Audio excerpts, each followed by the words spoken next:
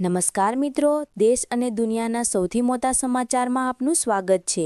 તો આજના તાજા સમાચાર મેળવવા માટે વિડીયોને અંત સુધી જોતા રહો અને આવા જ દરરોજના સમાચાર સૌથી પહેલાં મેળવવા માટે આ ચેનલને સબસ્ક્રાઇબ કરવાનું ના ભૂલતા।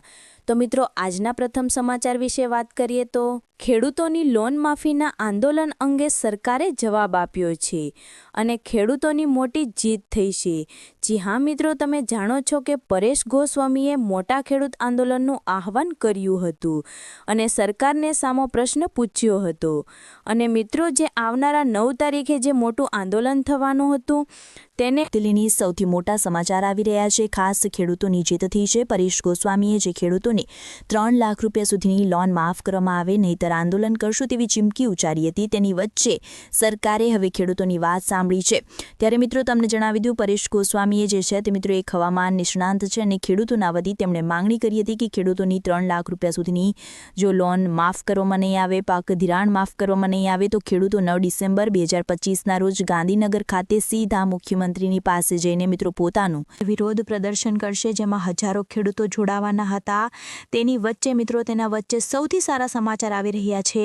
ખેડૂતોએ મિત્રો જે છે તેમના વાત સાંભળી છે સરકારે, એટલે કે કૃષિમંત્રી જીતુ વાઘાણી અને પરેશ ગોસ્વામી સાથે જે ખેડૂત આગેવાનો છે તેમની બેઠક બોલાવવામાં આવી હતી।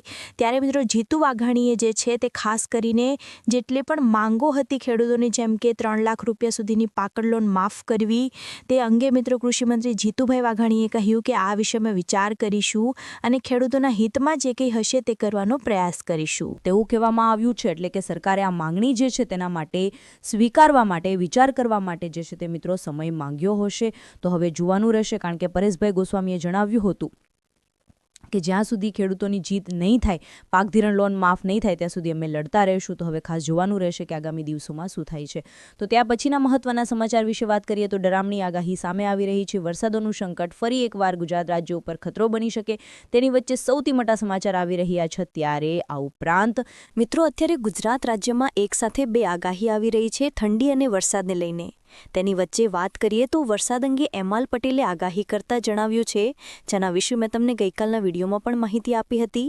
તે અનુસાર 8થી લઈને 18 તારીખ ગુજરાત રાજ્ય પર તે સંકટ ઊભું થશે, કારણ કે બંગાળની ખાડીમાં જે મિતવા વાવાઝોડું બન્યું હતું તેને કારણે કરંટ ઉત્પન્ન થયો હશે અને એનો કરંટ ગુજરાત રાજ્ય સુધી 8થી 18 તારીખની વચ્ચે જોવા મળી શકે, જેથી ગુજરાતમાં 8થી અને 18 તારીખની વચ્ચે જે છે તે કમોસમી ઝાપટા, વરસાદ અને માવઠાનું કહેર જોવા મળી શકે।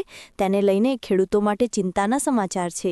પ્રમાણ વધી શકે તેની સાથે ઠંડી વિશે પણ અમલાલે આગાહી કરતા જણાવ્યું છે કે ગુજરાત રાજ્યની અંદર હવે આજથી જે છે તે હવે ઠંડીનું ઘમાસાણ મિત્રો જે છે તે કાતિલાના ઠંડી પડવાની શરૂઆત થઈ જવાની છે।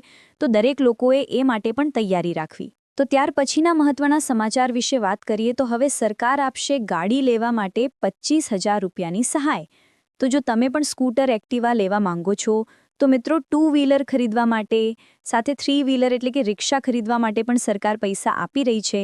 તેની વચ્ચે જો તમારો ગાડી લેવાનો પ્લાન હોય તો આ યોજનાની અંદર અરજી કરી લેજો।